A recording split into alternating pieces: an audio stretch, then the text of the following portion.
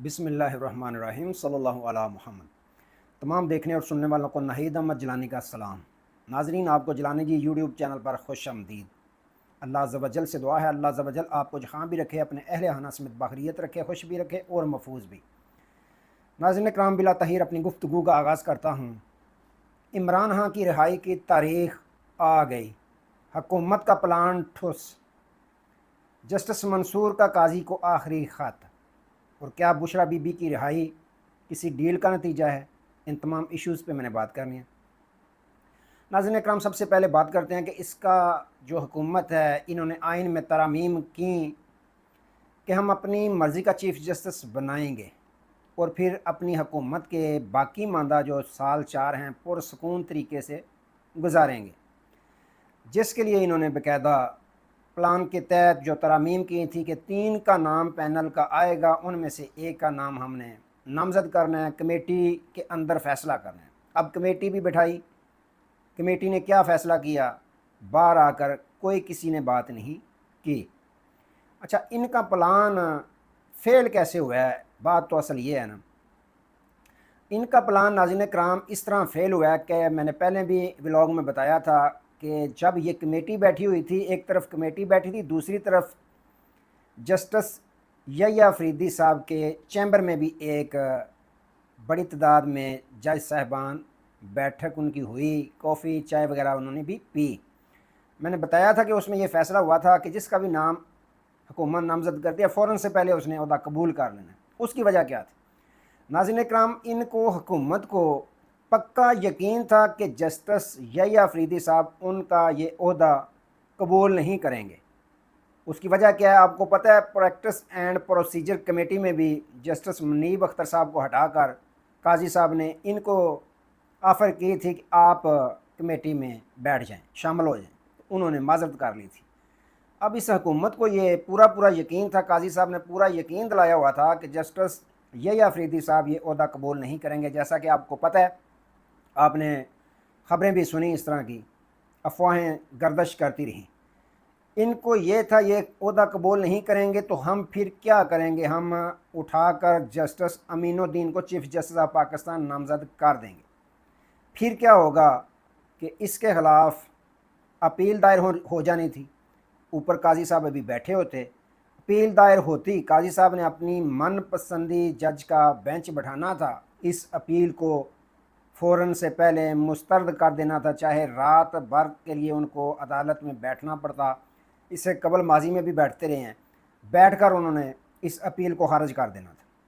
उसके बाद जस्टिस अमीनुद्दीन ने चीफ़ जस्टिस ऑफ पाकिस्तान बन जाना था। दोबारा नज़रसानी अपील दायर की जानी थी, तो फिर चीफ़ जस्टिस होना था जस्टिस अमीनुद्दीन साहब ने।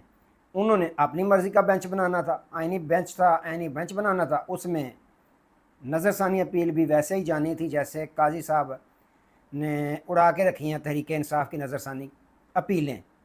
तो इसलिए एक तरफ इन्होंने मीटिंग बैठाई पार्लिमानी कमेटी की, दूसरी जानब जो सीनियर तरीन जज साहबान हैं बशमूल justice Mansoor Ali Shah, justice Yahya Afridi, justice Munib Akhtar साहब, उन्होंने भी अपनी पूरी तैयारी कर ली थी कि इस तरह हमने होने नहीं देना। उसके बाद देखेंगे कि जब हम फुल कोड बनाएंगे, इस आइनी तरामीम को उड़ा के रख देंगे। ये काम बाद का है, पहले सबसे यह है कि ओहदा संभालना है, काजी की नौसत जो है वो सुप्रीम कोर्ट ऑफ पाकिस्तान से ख़त्म करनी है। तो यूँ नाज़रीन इकराम, हुकूमती जो बनाया गया प्लान था सारे का सारा वो फेल हो गया। अब आगे देखें क्या होता है, लेकिन 1 माह के अंदर अंदर आपको पता चल जाएगा कि किस तरह के फ़ैसले होते हैं। आप खुद ब खुद अंदाज़ा लगा लेंगे कि फ़ैसले ठीक हो रहे हैं या कि गलत हो रहे हैं। अच्छा नाज़रीन इकराम, एक तरफ तो ये हुआ हुकूमती प्लान नाकाम हुआ, दूसरी जानब आज तहरीक इंसाफ के लिए कुछ अच्छी खबरें हैं। अच्छी खबर सबसे पहले तो यह है कि इमरान खान साहब की ज़ौजा मोहतरमा बुशरा बीबी साहिबा की रिहाई आज मुमकिन हो गई है। ज़मानत पे उनको रिहाई मिल गई है। पहली तो बात है, ये केस ही उड़ा देना चाहिए था। जो केस थे इन पर, वो तो जो बिल्कुल सादा से लोग हैं उनको भी पता है कि 2 नंबर केस थे, कोई जान नहीं थी, झूठे केस थे। बहरहाल उनकी आज रिहाई मुमकिन हो गई। अच्छा, कुछ टाउट साफ़ी ये गर्दाने पढ़ते हुए दिखाई देते हैं मुख्तलिफ़ चैनलों पे बैठकर कि ये जो रिहाई हुई है बुशरा बीबी की, ये डील या सेटलमेंट इसको कह लें, डील या सेटलमेंट से हुई है, वैसे नहीं हुई। अब उनको मज़ीद गिरफ़्तार भी किसी केस में नहीं किया जाएगा। अच्छा, ये वही टाउट सहाफ़ी हैं जो कल तक ये कहते सुनाई देते थे कि बुशरा बीबी वादा माफ़ गवाह बन जाएंगी ख़ान साहब के ख़िलाफ़, तो यूँ ख़ान साहब बाकी मानदा ज़िंदगी अंदर जेल में गुजारेंगे, बुशरा बीबी उनका साथ छोड़ देंगे वगैरह वगैरह। तो जब कुछ हाथ ना आया, दाखी हाथ ना पवे थू कोड़ी, अंगूर खट्टे हैं, अब उन्होंने ये कहना शुरू कर दिया ये डील का हिस्सा है। कुछ कह रहे हैं कि फॉरवर्ड ब्लॉक की क़यादत करेंगी। अगर तो उन्होंने पहले सियासत में हिस्सा लिया है तो फिर वो ज़रूर लेंगी, अगर उन्होंने पहले सियासत में हिस्सा नहीं लिया तो फिर अब भी वो नहीं लेंगी। बहरहाल वो रिहाई उनकी हुई, वो बनी गाला तशरीफ़ लेंगी। उसके बाद ख़बरें आई कि वो लाहौर ज़मान पार्क जाएंगी। फिर दोबारा ख़बर आई है कि वो CM हाउस पेशावर में चली गई हैं।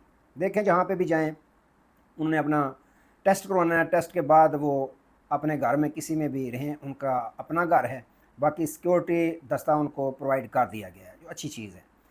अच्छा नाज़रीन इकराम, ये कोई डील का हिस्सा नहीं है, मेरिट पे उनके फ़ैसले हुए हैं। अगर बुशरा बीबी ने डील करनी होती तो 265 दिन जेल में गुजारने के बाद वो डील करें, तो ख़ान साहब 16 माह हो गए हैं बैठे हुए हैं।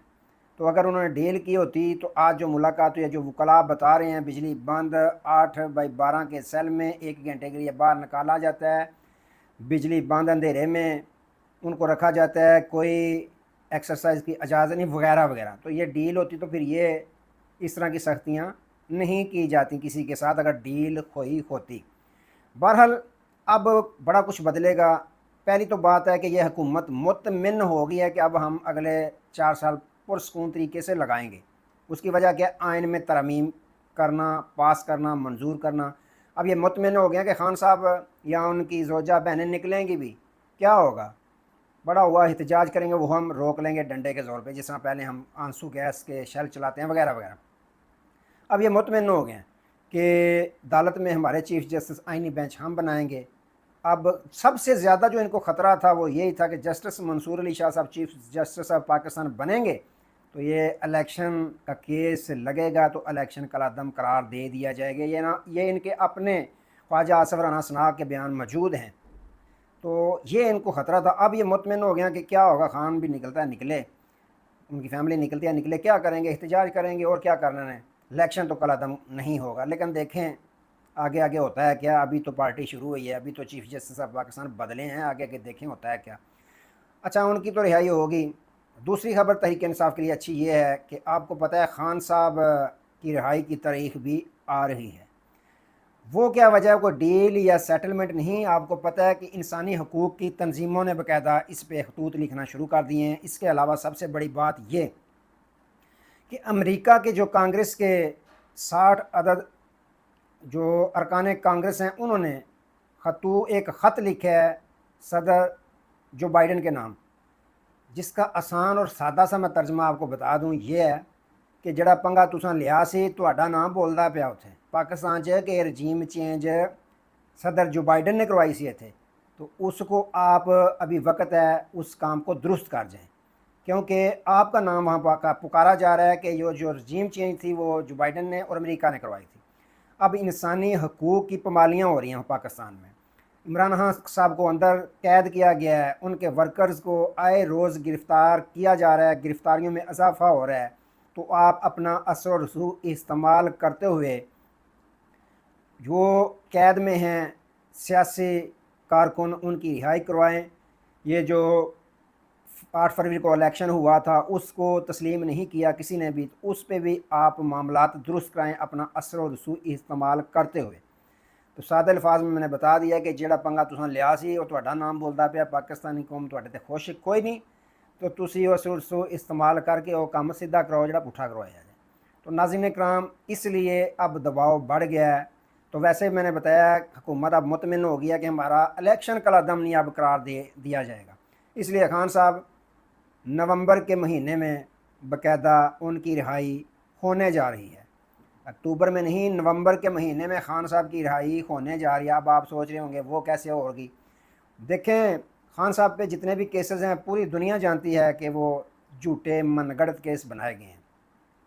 जिन पर सच्चे केस थे, मियां नवाज शरीफ साहब, एक ही दिन में उनकी रिहाई, एक ही दिन में बायोमेट्रिक्स तमाम सब कुछ हो गया था पाकिस्तान में। तो खान साहब नवंबर में रिहा होने जा रहे हैं। तो नाज़रीन इकराम, आज के लिए इतने, दोबारा नए मौजू के साथ आपकी खिदमत में हाजिर होंगे। तब तक के लिए इजाज़त दीजिए, अपना बहुत सारा ख्याल रखिए और अपने इस चैनल का भी। अल्लाह हाफिज़।